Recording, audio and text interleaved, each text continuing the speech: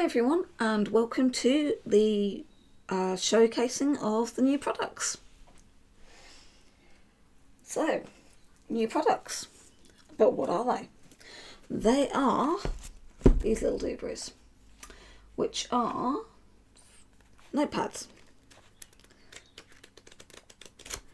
These are 30-page, at least they should be 30-page notepads, all with my little character designs on. They're printed on, the paper is about 100 GMS, and I am in love with them, which is not a good thing. So, there's some interesting things about these. So this one has got my Grumpy Bear character on. He tried to go fishing and it didn't quite go to plan. Don't we all have those days? And he is going to be part of what I'm hoping will be a kind of seasonal collection. And I'll explain how. So he goes roughly about there. This will make sense in a minute. This is the design that started it all off. I've got these well. Help if I put them the right way around, wouldn't it? So it's just a very, very, very basic, cutesy style, gentle floral design with just a mishmash of leaf shapes and flower shapes and mushrooms. Woodland themed, if you will. So that was the one that started it all. Now that's going to go there. He goes along there. And then we've got one of my fox designs. So nice, bright, autumnally oranges with some little mushrooms featuring. And for these pads, all of the designs are the same. There's something else going on in the background, and I'll explain that in a bit. So that one's got to go that side. This is little flowery deer. Well, on this one I decided to try something different, and I used a gradient effect. The flowers, the little deer with the basket, kind of maybe spring Easter thinking without going religious-y. And that's been one of my goals, is producing like seasonal stuff without going to one side and to the other side. I don't want to do religious-y things. It's not that I don't respect religions, I do, but it can affect the market for sales. Not everybody's into the same religion, so it's best to just go outside the box and come up with something that's like recognisable but not recognisable. So a basket for catching eggs if you're hunting for eggs, and the flowers for new life. The symbolism's there, but very subtle. And then this little one with my fern the badger. So I'm no good with this camera, I really am not. Not colours that I really use. I'm not a pinky purple person. I really am not, as you can probably tell by the colours on me. But this one I thought came out nicely. You will notice that each one's got a different amount of lines, kind of stuffed up on that, but it doesn't really matter. Lines are lines. So that one is going to go on the top right. I think you'll start to see the pattern. Then I've got another fox design. Basically, I can choose mushrooms or no mushrooms. So I went with one of each. And that way people have got a choice. I mean, this paper it's light, but where it's got the coating on it, it feels really smooth. Now, I will be doing some more autumnal colours, but there's a few things that are going to affect that.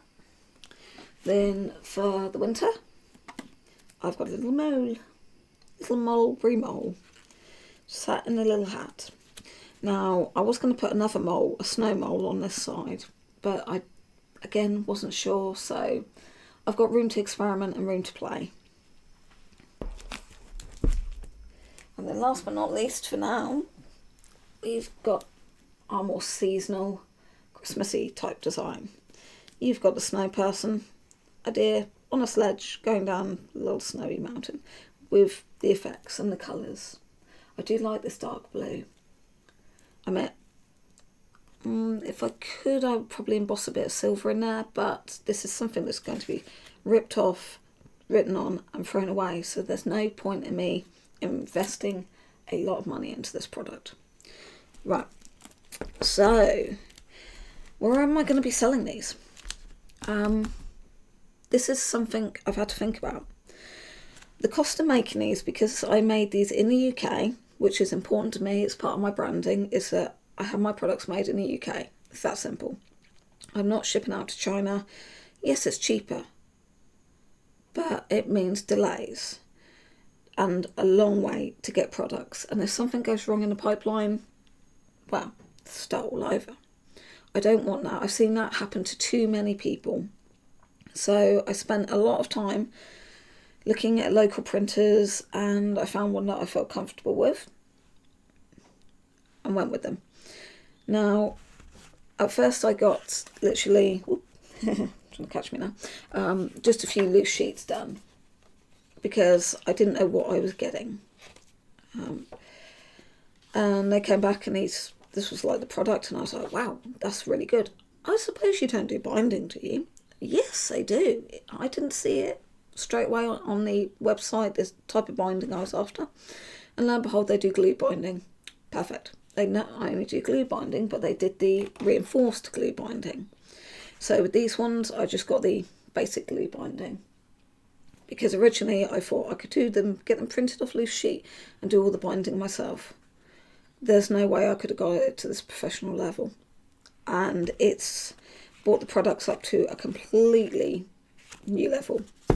So I was well chuffed with that. So I went back and I got the whole lot done. Very quick, very easy, really nice communication. I had proofs sent through to me on the email within a day. I could send information back, and the next day, kaboom. I did make a stuff up, and this does happen because I've never worked with this type of printer before. I'm used to fine art printers, different level. And I ended up with all of these extras because I didn't do the maths right. Now these, that's fine. Absolutely perfect, because these loose sheets, I am going to have a go at binding myself and making basically a pad which has got all of the designs in, not just the same design like these ones. So if somebody doesn't want a pad with just pink, just green, just blue, they can have one with the whole lot of colours in. So I'm saving up all of my loose sheets, and then that will go towards that project. Or I may just go to them and say, could you just bind these? So it depends. Cost-wise, yes, this did cost. This cost more than probably a lot of people pay. I did small amounts, so there's only plus one, so plus the originals. I've only got 6, technically 8 produced. So because it's small quantities, because I didn't know what the quality was going to be like 100%, and I was aware that I don't know if this product's going to sell. I don't want to invest in 50 packs, which would seriously cost. But of course, by doing a small batch, it's more expensive, and it means that the unit price is going to be higher. So when I take them into the shops that I sell in, they are going to be expensive. There's no doubt. I can't not be expensive because it's small units. It's UK produced. They've got to make a profit. I've got to make a profit, or at least cover the cost of having them made. But that's fine in my head. It's absolutely fine. I don't mind because I'm sticking to my moral of UK produced, locally produced. And then while I was doing the wraparound, so the end product will look something like this. So it's got my logo on the front, and on the back it's got my QR code for YouTube, which is where I want to drive my traffic. I don't want to drive them straight to Etsy because the shop retail prices are very different to my Etsy prices. I'm still trying to work that one out, trying to get some levelness along there. But then the problem is my shops charge a commission. Etsy charges taxes and everything else. So it's more difficult. to get a balance. But I'm trying to make sure that either way that the customer's getting good value for money. P&P is a nightmare right now, so I'm probably going to go more towards the shop with these than to Etsy. I might just put 2 on Etsy of each. And then I've got my logo sticker down here, so if somebody buys one, opens it up, throws away the wrap, and then suddenly thinks, oh, I wonder where we got that from, they can still see where I got it from. Now last night I got hit by a thought. If I put these in the shops, a lot of people are going to be like, oh, it's mass produced in China, it costs only probably 50p to make, and, you know, that silliness. So this morning I've done, camera please focus, you're not going to, are you? You're going to be a pain.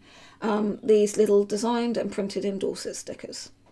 Now the first batch I stuffed up because I forgot to do them on sticker paper, which is absolutely fine, because with some double-sided tape, waste not, want not, especially with ink prices and paper prices. So I've now got a designed and printed in Dorset sticker, and this is important to me. This helps my customers know exactly what they're getting and where it's from. And I can just stick that. Well, actually, I was going to stick them on the back, but you know what? I think it needs to go on the front. I need to be proud that this is local. This is as local as people are going to get. So if I put it down there and I have them stacked, people aren't going to see it. But I can put it up here. So you had to think about that. And that way, when somebody picks it up, Silver Fox Forest Designs, no paper, so they know who the designer is, what the product is, designed and printed in Dorset. Now, I know that sticks out more than that, but that's my printer. And I'm not printing, it's a paper. So this is like 80 GSM. This is sticker paper. So the ink reacts very differently on the papers. And so that will be the final product.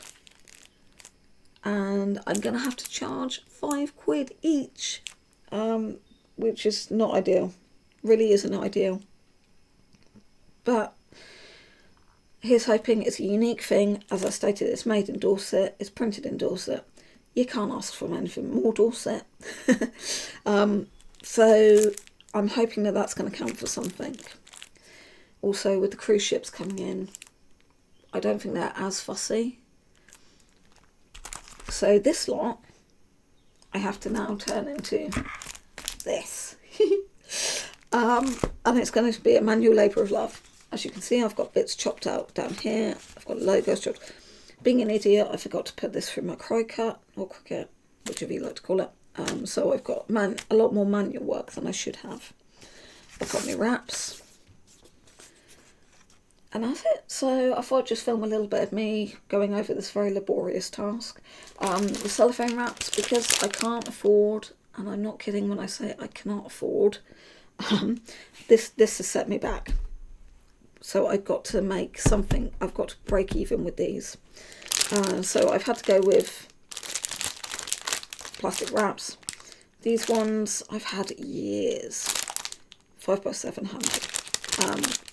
These are probably about 30 years old. I bought them absolutely ages and ages ago. But that's brilliant, because I'm reusing stock that I haven't had to use before. I'll probably find them again. But I would have liked to go for the biodegradable ones.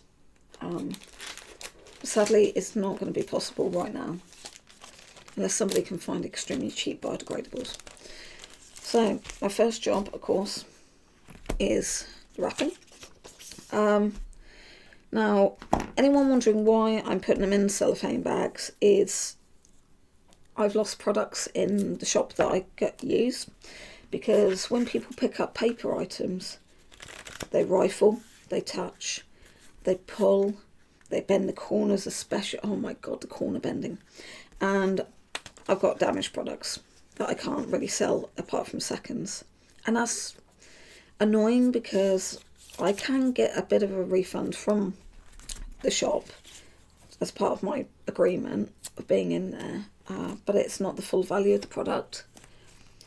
So that's frustrating. So this time no mistake, I'm going to cellophane wrap them, and that way people can't rifle through them, they can't damage them, and hopefully I'm not going to have so much lost products. I think what that's one of the hardest bits to do is that. Sticker. Because of my health issues, doing this does take a little while longer than if I was fully able-bodied. That's that bit.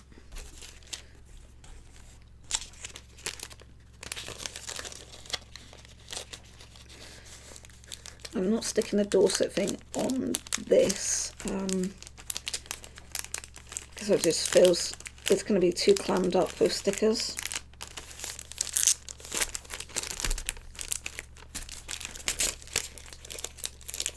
People, the struggle is real.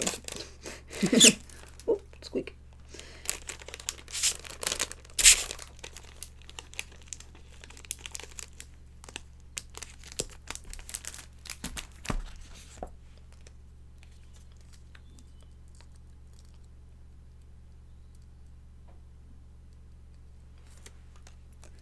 Again, I'm going to put it up in the top corner so that it's really noticed.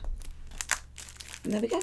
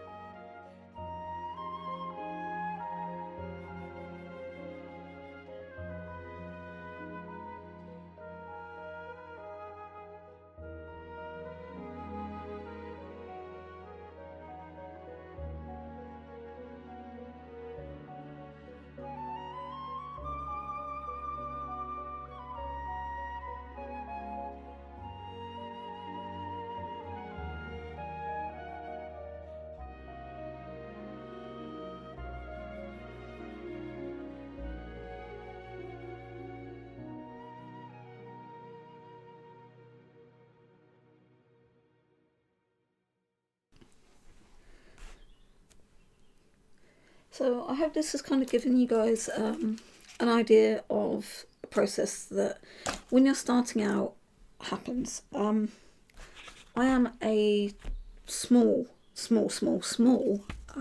business. I'm not a big seller. I'm a startup starting out, little business. So I got a long way to go.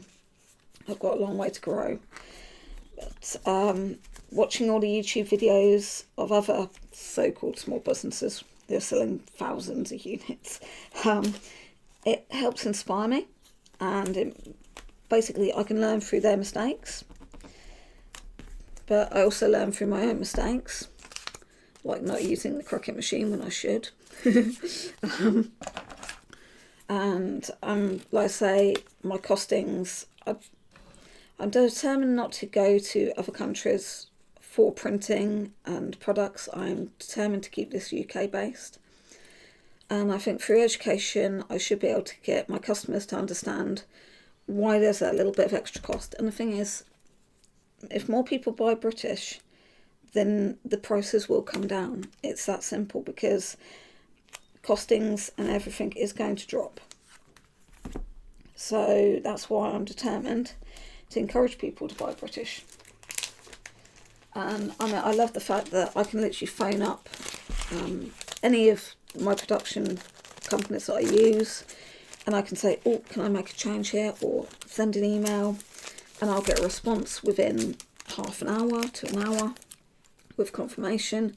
I'll get proofs through within minutes, and then I can just literally run off down the road and pick up the product. I've got no shipping costs, I've got no shipping delays, I've got no customs charges. I've not got to wait 2 weeks for a product to come in and then find out that it's faulty. If I have a fault with any of my products, I can just pop down the road and say, oi, what's this? And then there'll be a kind of, oh, whoops, and we can resolve it. And that's why I'm really enjoying using local.